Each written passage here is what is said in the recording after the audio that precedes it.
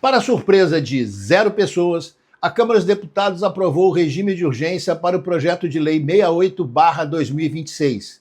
Esse projeto legisla sobre os medicamentos para tratamento de diabetes tipo 2 e obesidade à base de tirzepatida, o Mounjaro, no Brasil, e também a apresentação que existe fora do Brasil, o Zepbound. Essa aprovação de regime de urgência encaminha esse projeto diretamente para votação em plenário, faz ele passar mais rapidamente pelas comissões técnicas e tem um poder de, se não for votado em 45 dias, bloqueia a pauta da Câmara dos Deputados. E esse projeto é baseado no artigo 71 da Lei de Propriedade Industrial, que permite que, a partir da decretação de que algum medicamento é de interesse público, ele pode sofrer até o licenciamento compulsório, ou seja, a própria quebra da patente.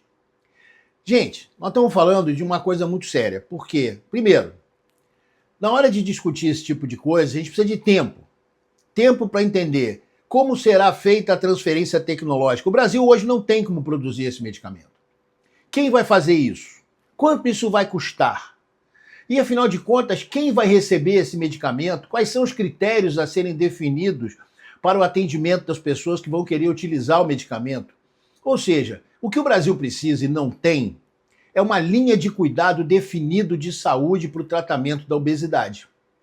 Nesse momento, se um brasileiro que tem obesidade, e o brasileiro com obesidade são, hoje em dia, 35% da população, segundo o Vigitel.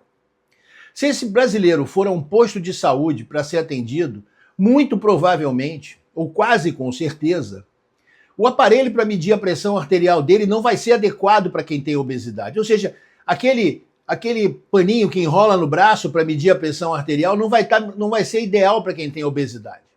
Portanto, o nosso problema é estrutural. É muito mais complexo do que simplesmente oferecer o medicamento. A gente não pode pensar numa solução mágica, mas afinal de contas, né, estamos em ano eleitoral, então de repente é mais fácil pensar assim. Mas vamos adiante da questão da saúde. Temos que ter essa linha de cuidado definida. Quem vai atender os pacientes com obesidade? Qual vai ser o plano que vai ser aplicado a esse paciente? Qual segmento vai ser feito? Por quem será feito esse segmento? Quais são os exames? Aonde eles vão ser feitos? O que esse paciente precisa para o seu acompanhamento? Como será feito o processo de decisão, por exemplo, se esse paciente pode ser ou não encaminhado para a cirurgia bariátrica? Ou seja, o assunto não vai ser resolvido com o oferecimento de um medicamento. Mas os legisladores brasileiros acreditam que isso é assim.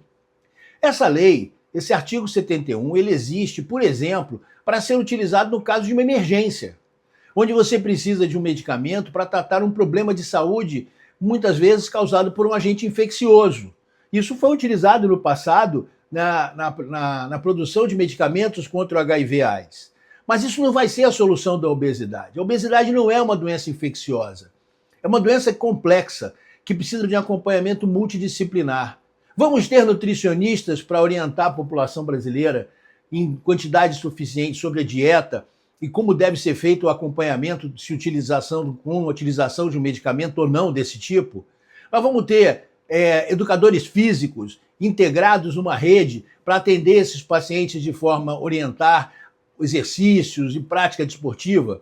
Nossos executivos municipais vão pensar nas cidades para que elas sejam adequadas a essa prática de exercícios. Vamos conseguir oferecer para a população educação desde as escolas para ter uma alimentação melhor.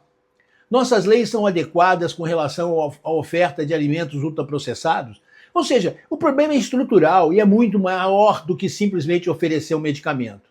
Porém, nossos legisladores, curiosamente em ano eleitoral, estão aí tentando fazer uma solução mágica para um problema difícil. Geralmente, soluções simples para problemas complexos geram mais problemas do que soluções.